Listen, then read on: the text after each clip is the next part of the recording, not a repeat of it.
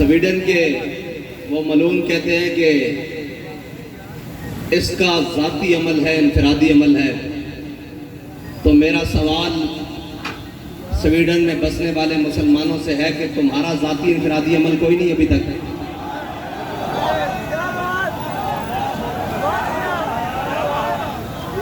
اگر تم کلمہ پڑھتے ہو تو تمہارا بھی ذاتی انفرادی عمل اس وقت بہت سارے ہو جانے چاہیے تھے.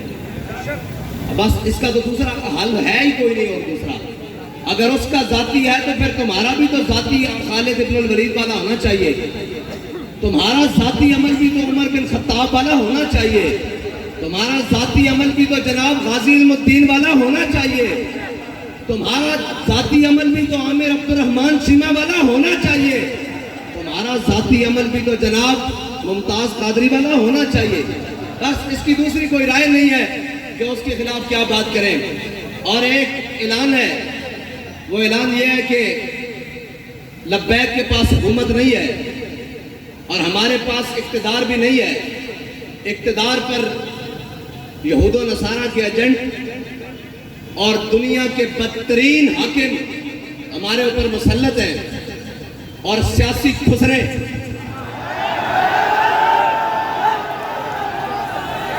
وہ ہمارے اوپر مسلط ہیں اور جن کا نہ دین ہے نہ ایمان ہے.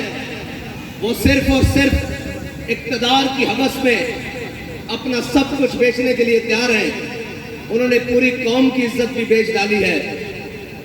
میرا اعلان پہلا تو یہ ہے کہ انشاءاللہ اتوار والے دن ظہر سے عصر تک پاکستان کی ہر بڑی شاہراہ پر لبیک والے بیٹھیں گے. اس لیے کہ ہمارے پاس اقتدار نہیں ہے. آپ نے گھر سے مسلح اور قرآن لے کر آنا ہے.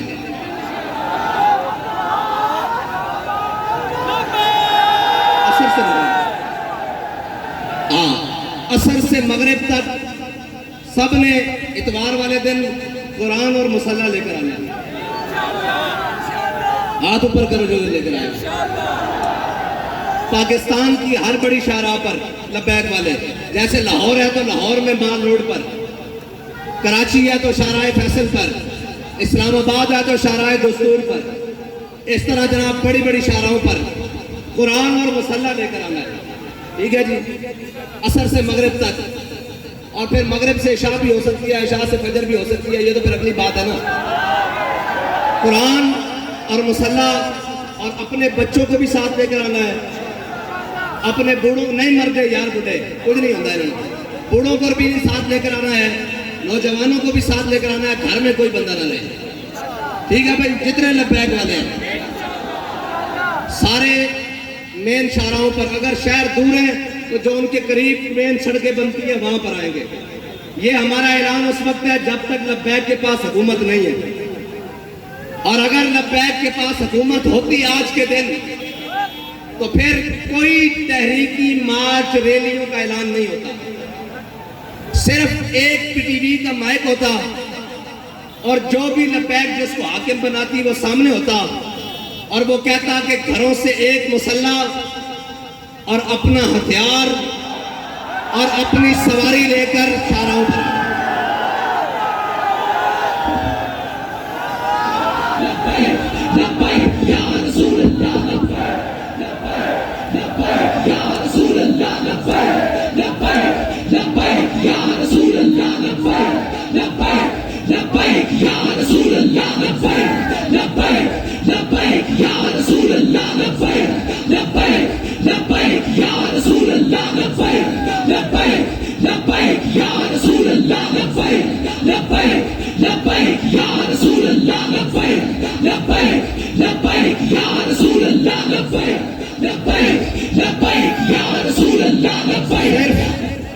صرف یہ ہمارا اعلان ہوتا کہ اپنا ہتھیار، اپنا مسلح، اور سروں پر پگڑیاں تو ہم نے باندھی اسی لیے ہے کہ وہ کفن کے لیے ہیں.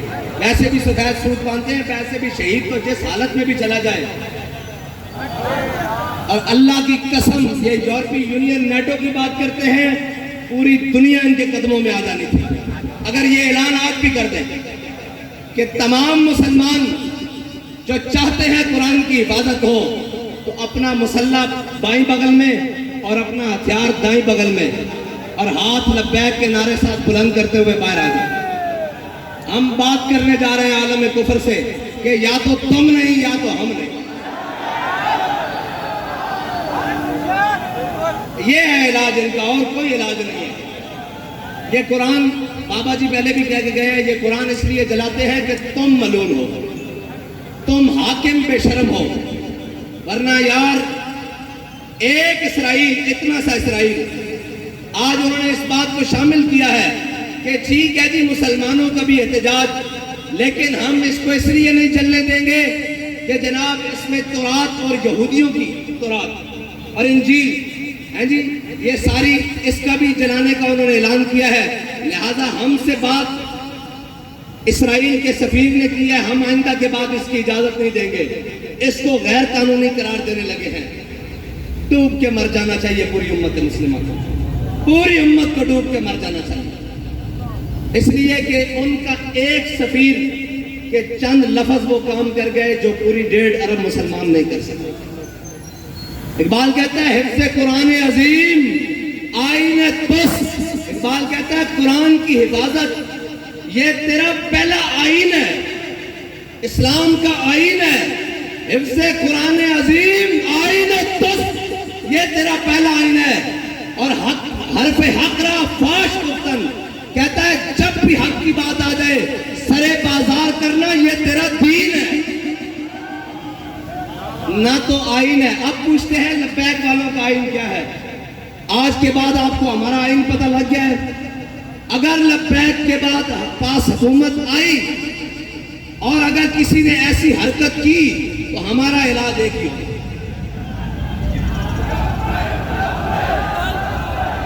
اور ہمارے جو باہر بیٹھے ہیں نا بھائی، وہ کہتے ہیں جی یہ جہاد کا نعرہ نہ لگائیں، ان کو تکلیف ہوتی ہے یورپ کو۔ میں کہتا ہوں دب کے لاؤ تاکہ انہوں نے پیڑ پوری ہو گئی۔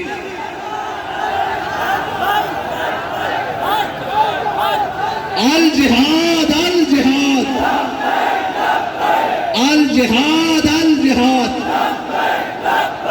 الجہاد الجہاد،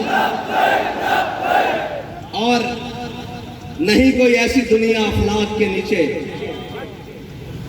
نہیں کوئی ایسی، اقبال کہتا ہے نا نہیں کوئی ایسی دنیا افلاک کے نیچے بیمار کا ہاتھ آئے تخت جموں کا۔ اقبال کہتا ہے دنیا میں کوئی ایسی جگہ رہ نہیں گئی کہ مسلمان کہیں ہم وہاں عزت سے حکومت کر رہے ہیں۔ اقبال کہتا ہے اس کا ایک ہی طریقہ ہے کہ جہاد کے لیے محمد عربی کی تلوار اٹھا لو۔ نہیں کوئی ایسی دنیا افلاک کے نیچے بیمار کا ہاتھ آئے تخت جموں کا۔ اور آگے اقبال کہتا ہے کہ دل کی آزادی شہنشاہی شکم سامان موت، اوپر سے لے کے نیچے تک شکم کے لیے بیٹھے ہوئے۔ دل کی آزادی ہے ہی نہیں، اگر ہوتی تو پھر قرآن کی قرآن کے حرمت کے لیے بات ہوتی، قرآن کے تحفظ کے لیے بات ہوتی۔ ایک سے ایک بڑھ کے لائن آئے، کہتے ہیں جی یہ جناب ایسے آئیں گے، یہ وہ آئیں گے، پاکستان کو ایسا کوئی بھی نہیں ملے گا۔ جب تم نے قرآن کو چھوڑ دیا، حضور کی ناموس کو چھوڑ دیا، ہمیں کوئی پرواہ نہیں، تم سارے سمیت چل جائے، تمہارا سب کچھ چل جائے، زمین و آسمان آفات و بلیات سب چل جائے، ہمیں اس سے پرواہ کوئی نہیں۔ جب تمہارے دل میں قرآن کی عظمت نہیں تو تم بھی جل جاؤ، تمہارا گھر بھی جل جائے، تمہارے اسباب بھی جل جائے، ہماری آنکھ میں بھی بل نہیں آئے گا۔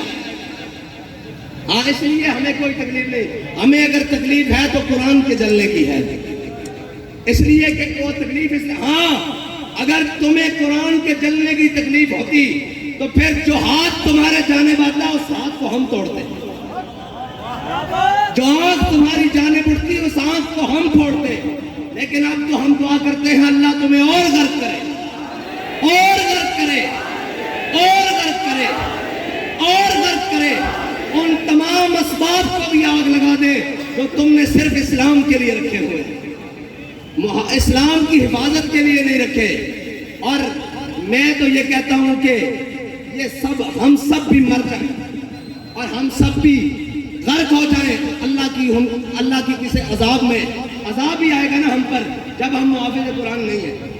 کیا کریں بھائی، سب صبح اٹھ کر سب کو عزت قرآن کی وجہ سے ملی، बाबा जी जब कुरान की बात आते थे फरमाते थे जलिया सारियां गल्लां बाद विच घरों असीं कुरान पढ़न निकले सन। 1974 बाबा जी फरमाते सब नालों पहले कुरान घरों पढ़न निकले सन। वो क्या मौलवी, वो क्या पीर, वो क्या उफाज, वो क्या कारी, वो क्या अवाम, वो क्या जनाब, सबको इज्जतें कुरान की वजह से मिली। किसी का बच्चा कुरान की वजह से ठीक हुआ जनाब, किसी को शिफा कुरान की वजह से मिली, किसी को हिदायत कुरान की वजह से मिली, किसी को ईमान कुरान की वजह से मिला, किसी को इस्लाम कुरान की वजह से मिला। सारा कुछ कुरान के वजह मिलने के बाद जब कुरान की इज्जत की बारी आई है तो हम सब बेशरम बन गए, सब बेशरम बन गए। इसमें दूसरी राय है ही कोई नहीं। क्या करें जी, क्या करें? एक ही हल है कि हम सब मर जाएं और डूब कर मर जाएं। यार एक इसराइली की बात, एक सफीर की बात स्वीडन को रोक सकती है तो 1.5 अरब मुसलमान कोई नहीं, कुछ भी नहीं। ये झूठ है, ये पाकिस्तान का नाम भी, ये रियासत का सब फ्रॉड, 57 इस्लामी ममालिक सब झूठ, 1.5 अरब मुसलमान सब धोखा, कुछ भी नहीं है। अगर होता तो आज कुरान को सरेआम ऐसे कोई न जलाता। और यार वारसा की चीज़ें कहीं इस तरह लावारिस करके जलाना ये बात नहीं है। बस हमारी बात इतनी है, हाँ आपने आना है और हम क्या कर सकते हैं? कुछ भी नहीं कर सकते। क्या वो सारे मलून हक तो ये था ना कि आज के दिन कहते हैं यौम तकद्दुस मनाना है। मैंने कहा तुम तकद्दुस को छोड़ो, 365 दिन भी मनाओ तो कोई फर्क नहीं पड़ता। तकद्दुस तो वो है कि हमारा बच्चा भी कुरान को सीने से लगा के रखता है। तकद्दुस तो यहाँ से शुरू होता है ना, ऊपर तक जहाँ तक मर्जी ले जाओ। उसके लिफाज की बात करो, तुम आज के दिन सिर्फ 1 मिनट के लिए नेवल चीफ भी बुला लेते, आर्मी चीफ भी बुला लेते, फिजाइया का चीफ भी बुला लेते, सारे आईजी भी बुला लेते, रेंजर के सरबराह भी बुला लेते, सारी जनाब एफसी के सरबराह भी बुला लेते, सारे वजीर भी बुला लेते और सारे हाथ में आज कलेक्शन को पकड़कर सफीर को बुलाते, स्वीडन को। उसको कहते हो, तुम कहते हो कि जनाब हमने उसको आज़ादी दी रखी है, शख्सी आज़ादी, हम मजम्मत करते हैं लेकिन उसकी शख्सी आज़ादी है। लो आज हम तुम्हें ये बता रहे हैं कि हमने कुरान की हिफाजत का जिम्मा अल्लाह ने हमारे लिए लगाया है। हम जब तक कुरान की हिफाजत नहीं होती हम तुमसे जंग जारी रखते हैं। 1 मिनट की बात थी, 1 मिनट की बात थी, 1 सेकंड की बात थी, लेकिन कोई नहीं, ना कोई बात करेगा। हम जनाब मुजम्मत करते हैं। मैंने कहा मुजम्मत की जरूरत नहीं, जब मुरम्मत की ताकत हो तो मुजम्मत हैसियत ही कुछ नहीं रखती। मुजम्मत तो शाह साहब ने कहा ईसाई भी कर रहे हैं, मुजम्मत तो यहूदी भी कर रहे हैं, मुजम्मत तो पारसी भी कर रहे हैं, मुजम्मत तो हिंदू भी कर रहे हैं। तुम्हें अल्लाह ने इसलिए नहीं ताकत दी थी, तुम्हारा काम था तुम मुरम्मत करते।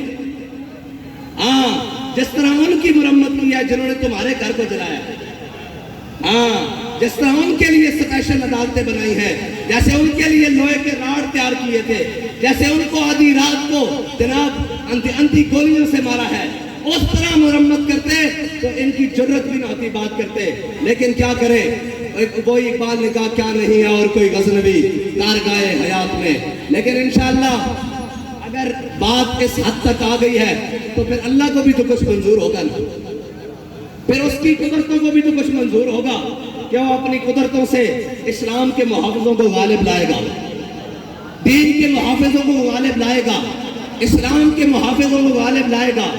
मैं बड़ी उम्मीद से था कि ये हमारे हमसाए मुल्क इन्होंने जनाब हुकूमत हासिल की है, ये तो बुलाएंगे ना इनको कि हम कुरान के नाम पर आए हैं। लेकिन नहीं, खाली निकले, ये भी खाली निकले। कुरान की इबादत के लिए कोई नहीं, ये तो फिर हुकूमतों की लड़ाई रही, ये तो फिर रियासतों की लड़ाई रही, दीन की लड़ाई खत्म। दीन की लड़ाई के लिए अगर इस सदी में कोई आया है तो उसको अमीरुल मुजाहिदीन कहते हैं। बस बाकी सब झूठ निकला, सब फ्रॉड निकला, सब धोखाबाजी निकली। और कुरान तो यार मुश्तरका है, इसकी तो जनाब जेर जबर के बारे में किसी का इख्तलाफ नहीं है जी। आज क्यों चुप हो गए? आज अपनी बारी आई तो सारे बंदूकें उठाकर सुपर पावरों से लड़ने चले गए, कुरान की बारी आई तो हुकूमतें बचाने चले गए। चलो वाखिर दावाना।